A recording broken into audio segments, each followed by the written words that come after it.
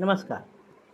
श्रीमद भगवद्गीता अध्याय 12 भक्तियोग यातील पुढचा श्लोक म्हणजेच आज आपण यातील पुढचा श्लोक म्हणजेच 11वा श्लोक पाहू. अथैतदप्यशक्तोऽसि कर्तुं मद्योगमाश्रितः सर्वकर्मफलत्यागं ततः कुरु यथात्मवान्. इथे लक्ष देण्यासारखी गोष्ट म्हणजे सर्व कर्मफलत्यागन. नचा उच्चार करायचा आहे, मचा उच्चार नाही करायचा आहे. सर्व कर्मफलत्यागन असा उच्चार करायचा आहे. कळलं? आता अर्थ पाहूया. जर योगाचा आश्रय करून वर सांगितलेले साधन करायलाही तू असमर्थ असशील तर मनबुद्धी इत्यादींवर विजय मिळवणारा होऊन सर्व कर्मांच्या फळांचा त्याग कर. आता ह्याच्यावरून तुम्हाला तर काहीच कळणार नाही. काय म्हटलं तर सोपं करून पाहूया आपण. आधी पहिले सांगितलं की तू अभ्यास कर, एखादी गोष्ट पहिले लक्ष केंद्रित कर. नाही जमलं तर अभ्यास कर, नाही जमलं तर कर्म कर, आणि तेही नाही जमलं तर केलेल्या कर्मफळाचा त्याग कर. म्हणजे तू मला प्राप्त होशील. मला प्राप्त होशील म्हणजे तुला समाधान प्राप्त होईल. समाधान, भगवंत समाधानामध्ये सुद्धा असतो ना. शांतता, सौख्य, स्थैर्य, समाधान म्हणजे काय? नुकतेच 10वी 12वीचे रिझल्ट लागले. ज्यांना अपयश आलं त्यांनी काही अशा विचित्र गोष्टी केल्या स्वतःच्या शरीराच्या बाबतीत. बरोबर आहे? जीवनाला कंटाळून जीवन संपवणं वगैरे ह्या क्षुल्लक गोष्टी आहेत. 10वी 12वीचा रिझल्ट म्हणजे काही फार मोठी अचिव्हमेंट आहे असं नाही आहे. कमी मार्क मिळाले, एखाद्या विषयात नापास झाले, पुन्हा प्रयत्न करून आपण पास होऊ शकतो. त्याच्यासाठी न्यूनगंड मनात बाळगण्याचं कारण नाही. म्हणूनच भगवंत सांगतात की ते केलेलं मला अर्पण करा.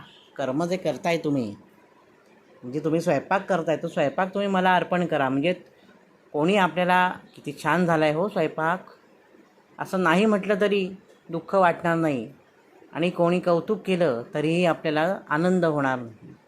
आपण शांत निश्चल तटस्थ राहू, कारण आपण केलेलं कर्म हे आपण भगवंताला अर्पण केलेलं असतं.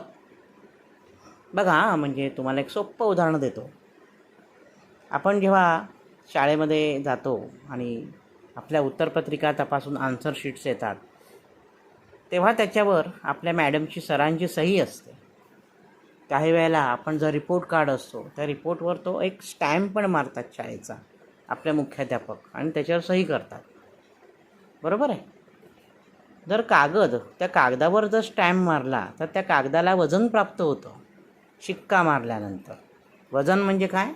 की त्या कागदाला महत्त्व येतं. नुसता कोरा कागद नाही.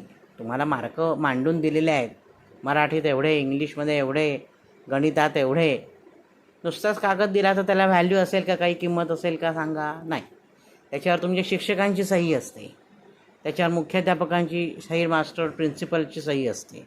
नुसती सही नाही, शिक्कासुद्धा असतो. बरोबर आहे? म्हणजे त्याच्यावर शिक्का मारला की त्याला महत्त्व प्राप्त होतं.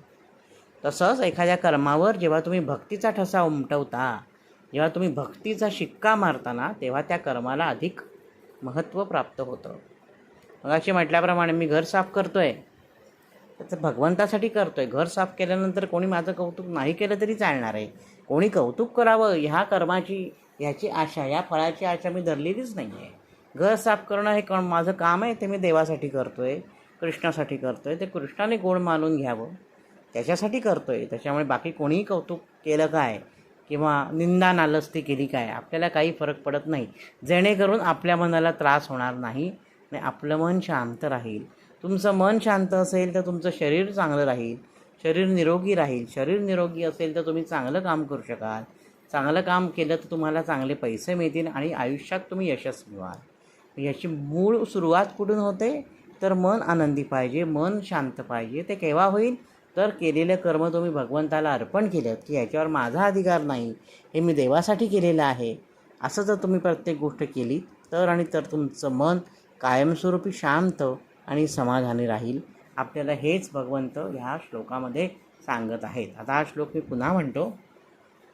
अथैतदप्यशक्तोऽसि कर्तुं मद्योगमाश्रितः सर्वकर्मफलत्यागं ततः कुरुयतात्मवान्. श्रीकृष्णार्पणमस्तु. शुभं भवतु.